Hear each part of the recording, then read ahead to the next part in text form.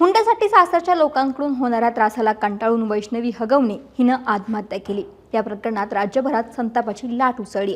या प्रकरणात वैष्णवीचा नवरा शशांक, सासरे राजेंद्र हगवणे, सासू लता हगवणे, दीर सुशील आणि ननंद करिश्माला अटक करण्यात आली आहे। या प्रकरणात सर्वात जास्त चर्चा होते ती करिश्मा हगवणे म्हणजेच वैष्णवी हगवणे हिच्या नंदेची। आता ही करिश्मा हगवणे नेमकी कोण आहे, तिचा या प्रकरणाशी काय संबंध, तेच पाहूया त्या व्हिडिओच्या माध्यमातून। बावधन पोलिसांनी कारवाई करत वैष्णवी हगवणे हिचे सासरे राजेंद्र हगवणे आणि दीर सुशील हगवणे यांना स्वारगेट परिसरातून अटक केली। याआधी सासू लता, पती शशांक आणि ननंद करिश्मा यांना अटक करण्यात आली। यामध्ये वैष्णवीचा सर्वाधिक छळ हा ननंद करिश्मा हगवणे हिनेच केल्याची माहिती समोर येते। आणि फक्त वैष्णवी हगवणेच नाही तर या कुटुंबातील मोठी सून मयुरी, जी सुशीलची बायको होती, तिचाही अशाच प्रकारे मारहाण आणि छळ करण्यात आला होता। आणि या करिश्माच्या म्हणण्यानुसारच सासू सासरे आम्हा दोघींचा छळ करत होते। त्यामुळे ही करिश्मा नेमकी कोण आहे याचा प्रश्न अनेकांना पडलाय। तर राजेंद्र हगवणे आणि लता हगवणे यांचं पहिलं अपत्य म्हणजेच करिश्मा। ती 34 वर्षांची पण अद्यापही अविवाहित। तिची पिंकी ताई म्हणून ओळख आहे। ती एक फॅशन डिझायनर असून लक्ष्मी तारा या नावाने तिचं एक कंपनी सुरू केली। तिचे अनेक राजकीय नेत्यांशी संबंध असल्याचं दिसून येते। ती आपल्या आईवडिलांसोबत मुळशीत राहते। सुरुवातीला ती एकत्र राष्ट्रवादी असताना करिश्मा बऱ्याच आंदोलनामध्ये पाहायला मिळाली। शरद पवार, सुप्रिया सुळे अशा राष्ट्रवादीच्या अनेक नेत्यांसोबत तिचे फोटो सुद्धा आहेत। लक्ष्मी तारा या तिच्या शॉपच्या ओपनिंगला सुनेत्रा पवारांना बोलवण्यात आलं होतं। याचाही व्हिडिओ सोशल मीडियावरती आहे। तिने सुप्रिया सुळेंना देखील आमंत्रण केलं होतं, पण काही कारणास्तव सुप्रिया सुळे त्यावेळी पोहोचू शकल्या नाही। तिचा मित्रपरिवारही चांगला मोठा आहे। तिच्या निकटवर्तीयांच्या म्हणण्यानुसार ती अत्यंत मनमिळाऊ आणि शांत होती। कोणाला वाटणारही नाही की चार चौघात हसून खेळून राहणाऱ्या करिश्माचं घरात मात्र भलतंच रूप असेल। करिश्माचा आपल्या आई वडिलांवरती कंट्रोल होता।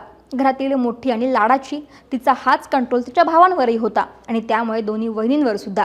हगवणेंची मोठी सून मयुरीच्या म्हणण्यानुसार त्यांचे सासू सासरे तिच्या म्हणण्यानुसारच वागायचे।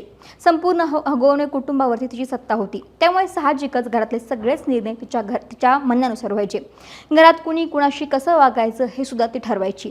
धक्कादायक गोष्ट म्हणजे वैष्णवी आणि मोठी सून असणारी मयुरी या दोघी एकाच छताखाली राहत असतानाही करिश्मा या दोघींना एकमेकांशी बोलून देत नव्हती। भेटण्यासही तिनं मनाई केली होती। एवढंच नाही, वैष्णवीबाबत तिनं कुणाशी बोलायचं, कुणाशी भेटायचं, कसं वागायचं हे सगळं करिश्मा ठरवायची। मयुरीला देखील तिने घाणेरड्या शब्दामध्ये शिवीगाळ करत मारहाण केली होती। या प्रकरणी मयुरीनं तक्रार दाखल केली होती आणि हगवणे कुटुंबाला सोडून ती माहेरी निघून गेली।